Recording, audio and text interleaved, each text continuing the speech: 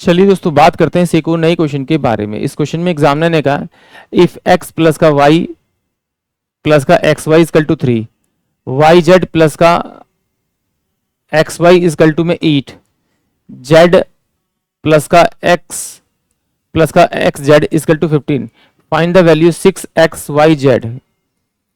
यानी कि इसको मैं डिटेल से तो सॉल्व कर सकता हूं, बट मैं यहां पर अगर थोड़ा सा ध्यान दूं तो मुझे ना इसकी वैल्यू ऑप्शन में दे रखी है, और यहां मुझे 3 चाहिए, यहां मुझे 8 चाहिए, मुझे 15 चाहिए, एक चाहिए। तो अगर मैं इसको लिखूंगा यहां पर तो ये 20 आ जाएगा। तो ये एक्स वाई और जेड इसकल टू कितना 10 बाय में आपका कितना हो जाएगा, आपका ये 3 हो जाएगा। सेम एक्स वाई जेड अगर मैं ऑप्शन बी लूंगा तो 25 बाय में आपका 6 आ जाएगा। ऑप्शन सी लूंगा तो x y z is equal to में 26 बाय में आपका कितना हो जाएगा, 6 हो जाएगा। इसको सॉल्व करूंगा तो मेरे पास में कितना आ जाएगा, आपका ये 13 बाय में आपका 3 हो जाएगा। तो इसके तो फैक्टर मेरे टूटेंगे ही नहीं, तो इसका मतलब ये तो मेरा इसका आंसर हो ही नहीं सकता, ये तो कट गया मेरा ऑप्शन से। अब बात करेंगे इसकी, तो इसका फैक्टर तोड़ूंगा तो मेरे पास कितना होगा, आपका ये 5 इंटू में 2 इंटू में 1 और अपॉन में आपका 3 हो जाएगा। इसको तोड़ूंगा तो 5 इंटू में आपका 5 इंटू में 1 बाय में आपका 3 इंटू में 2, ये फैक्टर हो जाएगा आपका। ठीक है, इन्हीं वैल्यू को यहाँ रख के चेक करते हैं। तो अगर मैं देखो 5/3 इन दोनों में कॉमन है, तो मैं एक बार 5/3 एक्स की वैल्यू मान लेता हूँ कि 5/3 है। ठीक है, यहाँ 2 दे रखा है तो 2 दे रखा है, और ये 2/3, और यहाँ दे रखा है आपका 1/3, यहाँ 5 और ये आपका 1/3। तो y की वैल्यू अगर मैं 1/2 मान लूँ तो ये मेरे पास में 5 इंटू में 1/6 हो जाएगा, यानी कि 5/में आपका 3 प्लस का 1/2 प्लस का हो जाएगा 5/6। एलसीएम लेंगे तो 6 आएगा, तो ये 10 प्लस का आपका कितना हो जाएगा, आपका 3 और प्लस का 5, ये मेरे पास कितना हो जाएगा 18/6, यानी कितना आएगा मेरे पास में आपका 3।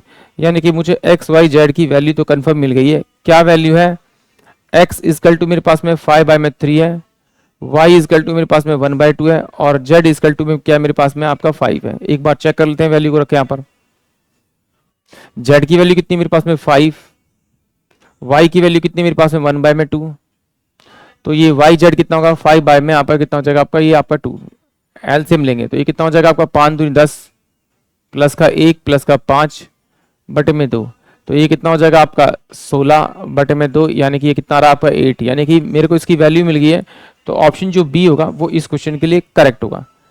ये तो मे भी हो सकता है किसी बच्चे को ये लेंथी लगे, तो अगर आप इस तरह से नहीं करना चाहते तो फिर तो अपना डिटेल से ही करना पड़ेगा। आइए, बट एग्जाम में तो आपको कुछ ना कुछ इसी तरह से अप्रोच लगानी पड़ेगी। हो सकता है जब आप ट्राई करें तो इससे भी अच्छी अप्रोच आपको मिल जाए, क्योंकि everything depend on practice, practice पे डिपेंड करता है। तो देखिए अब मुझे चाहिए वैल्यू, तो मैंने क्या किया यहाँ पर, मैंने अपनी तरफ से यहाँ पे 1 जोड़ दिया और 1 घटा दिया। सब में मैंने यही किया, 1 प्लस किया और मैंने 1 घटा दिया, 1 प्लस किया और 1 घटा दिया, और जो घटाया उसको मैंने इधर भेज दिया। जब इधर भेजूंगा तो ये 4 की जगह 3 की जगह आ जाए 4, ये मेरे पास कितना हो जाएगा 9, माइनस वाला इधर जाएगा, और इसको इधर भेजा तो ये कितना हो जाएगा आपका 16 हो जाएगा। अब देखिए यहाँ पे क्या रह जाएगा, ये मेरे पास में ये प्लस का 1 रह जाएगा, ये प्लस का 1 रह जाएगा, और ये प्लस का 1 रह जाएगा। अब देखिए यहाँ से मैं x प्लस का 1, जैसे मैं इसको निकालूंगा ऊपर वाले को, बाकी को भी निकालना है, इस टाइप तो कम करने पड़ेंगे। x प्लस का 1, ये तो मेरे पास यहाँ से वैल्यू आ गई। अभी देखिए इसमें से कुछ कॉमन निकल रहा है, यस प्लस का y निकल रहा है, तो यहाँ रह जाएगा आपका 1 प्लस का आपका x, और बराबर में कितना हो जाएगा 4। तो इसके आगे कुछ नहीं होता तो 1 होता है, तो मैं इसे लिखता हूँ 1 प्लस का आपका y और 1 प्लस का आपका x इजकल टू में ये आ गया, क्लियरली 4 आ गया। तो इसकी वैल्यू 4 आई है, तो इसका मतलब यहाँ पे z है और यहाँ पर y है, तो यानी 1 प्लस का आपका z आएगा एक, और 1 प्लस का आपका y आएगा, और ये बराबर में कितना हो जाएगा 9। सेम यहाँ पर z दे रखा है तो z प्लस का आपका 1 आएगा, और यहाँ पर आएगा 1 प्लस का आपका x आएगा, इजकल टू में कितना हो जाएगा आपका 16 हो जाएगा। प्लस में है तो आगे पीछे वैल्यू होगी तो उससे कोई फर्क नहीं पड़ता। अब मैंने क्या किया, इन तीनों को मल्टीप्लाई कर दिया, क्योंकि डिवाइड करूंगा तो काफी टाइम लगेगा, तो मैंने इनको डिवाइड किया, तो मेरे पास में आएगा 1 प्लस का आपका y का स्क्वायर इंटू में 1 प्लस में z का स्क्वायर इंटू में 1 प्लस के x का स्क्वायर, बराबर में किसके बराबर होगा, ये 4 इंटू में आपका 9 इंटू में 16 के बराबर होगा।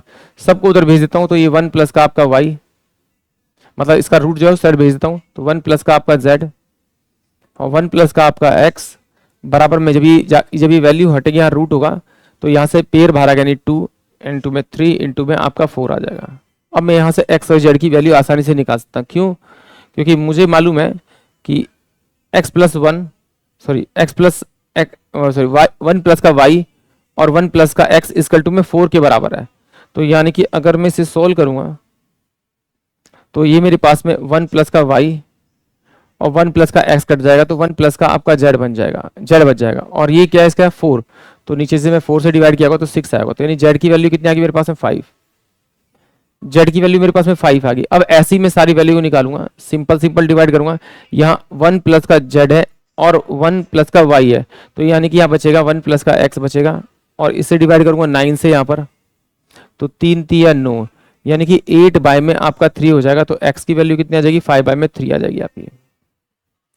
सेम अब मेरे को z प्लस का x यानी 16 से मैं से डिवाइड करूंगा तो मेरे पास में आ जाएगी आपकी आ जाएगी ये आपकी 1 प्लस में y की वैल्यू, तो 16, तो ये 4 दूनी 8 8 दूनी 16 यानी 3/2। सॉल्व करेंगे तो ये वाली वैल्यू इधर जाएगी तो माइनस की हो जाएगी, तो ये 1/2 आ जाएगा, यानी कि x y z की मुझे वैल्यू मिल गई है।